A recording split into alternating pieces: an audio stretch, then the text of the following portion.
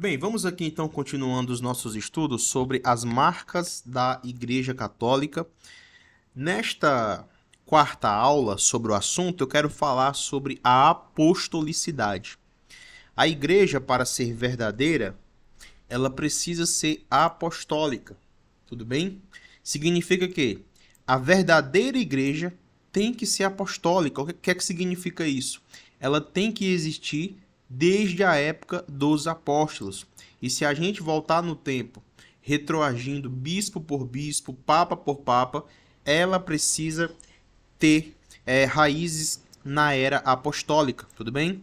No credo formulado no primeiro concílio de Nicéia, em 325, a gente consegue ver a primeira formulação, onde vai dizer que creio na igreja una, primeira marca, santa, segunda marca, católica, terceira e apostólica. Então a quarta marca da igreja é que ela é apostólica. Ela deriva dos tempos dos apóstolos. Tudo bem? Conceito. Este atributo ou nota da igreja implica que a verdadeira igreja deve sempre ensinar as doutrinas idênticas uma vez entregues pelos apóstolos e que seus ministros devem derivar seus poderes dos apóstolos por uma sucessão ininterrupta. O que significa isso aqui? A igreja, para ela ser verdadeira hoje em dia, ela precisa ter estas ligações com os apóstolos. E como é que uma igreja tem ligações com os apóstolos? Existem duas evidências fortes disso. A primeira evidência é que ela ensina hoje as mesmas coisas que os apóstolos ensinavam no século I, tá? Primeira evidência. A segunda evidência é que os líderes da igreja de hoje, eles foram ordenados por outros líderes, que foram ordenados por outros líderes, que se voltarmos no tempo, chegaremos nos apóstolos. Ou seja, um apóstolo ordenou outro, outro apóstolo ordenou outro, ordenou um bispo e outro bispo, e assim sucessivamente até chegar nos dias de hoje. Mas, em resumo, a igreja de hoje precisa ter ligações de ensinamento e de ordenação com os apóstolos. Tudo bem? Isso é muito importante. Consequentemente, nenhuma igreja pode reivindicar ser a verdadeira cujas doutrinas diferem das dos apóstolos. Tudo bem? Ou cujos ministros são incapazes de traçar por uma cadeia ininterrupta sua autoridade a uma fonte apostólica. Então, um bispo de uma arquidiocese, ele só é bispo porque foi ordenado por outro bispo. Porque foi ordenado por outro bispo, e aquele bispo foi ordenado por outro, e se voltar no tempo, chegaremos aos primeiros apóstolos, tá bom? Como vai dizer aqui, Efésios capítulo 2, versículo 20, a igreja de São Paulo é edificada sobre o fundamento dos apóstolos, tá? De modo que a doutrina que ela propaga deve ser baseada nos ensinamentos primitivos apostólicos. Gálatas 1, 8 diz o seguinte: ainda que um anjo do céu vos anuncie um evangelho diferente daquele que vos pregamos, seja anátema, seja excomungado, tá? Seja rejeitado e considerado inútil. Ou seja, precisa ter ligação, precisa ter fundamentação com aquilo que os apóstolos ensinaram. Tudo bem? Quando falamos de uma igreja apostólica, significa que ela tem a sucessão apostólica, tá? O mesmo apóstolo dá esta admoestação a Timóteo. Veja, 2 Timóteo 2, do 1 ao 2.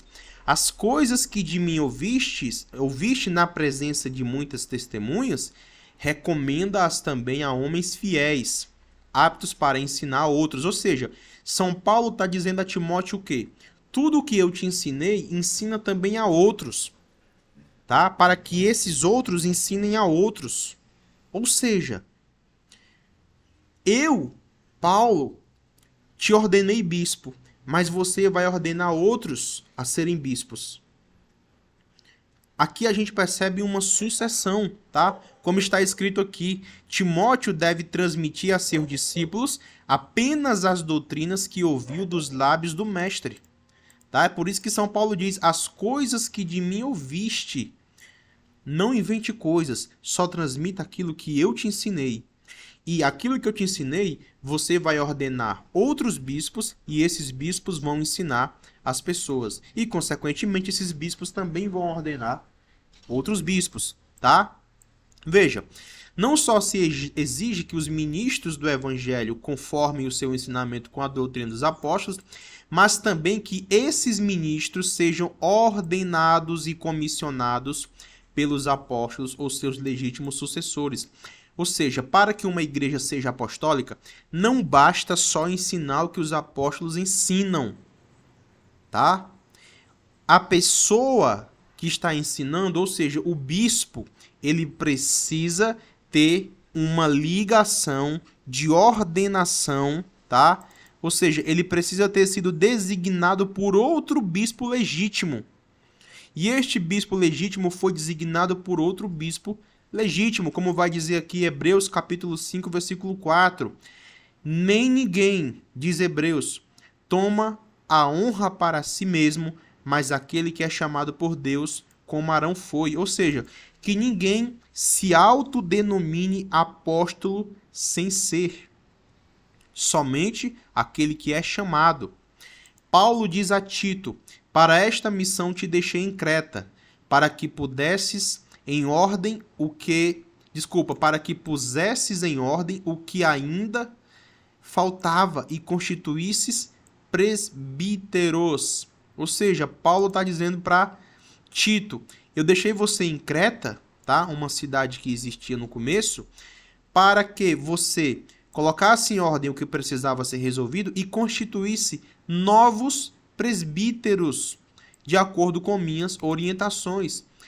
Paulo ordena Tito e Tito vai ordenar outros. Tito 1:5, tá? Para descobrir qual a igreja de Cristo entre os vários pretendentes conflitantes, temos que indagar, primeiro, qual a igreja ensina inteira e integralmente aquelas doutrinas que foram ensinadas pelos apóstolos. Segundo, o que os ministros podem rastrear, tá? Em sua linha ininterrupta, seus poderes missionários aos apóstolos. Ou seja, os dois requisitos. A igreja tem que ensinar a mesma coisa que os apóstolos ensinaram e os ministros precisam traçar uma linha ininterrupta, voltando até a época apostólica, e terem a certeza que foram ordenados por outros bispos ordenados que, voltando no tempo, foram ordenados pelos próprios apóstolos. Tudo bem? Isso é a marca da apostolicidade. Tudo bem? Qualquer dúvida, mande sua pergunta. Abraço, bons estudos e vamos continuar na próxima aula.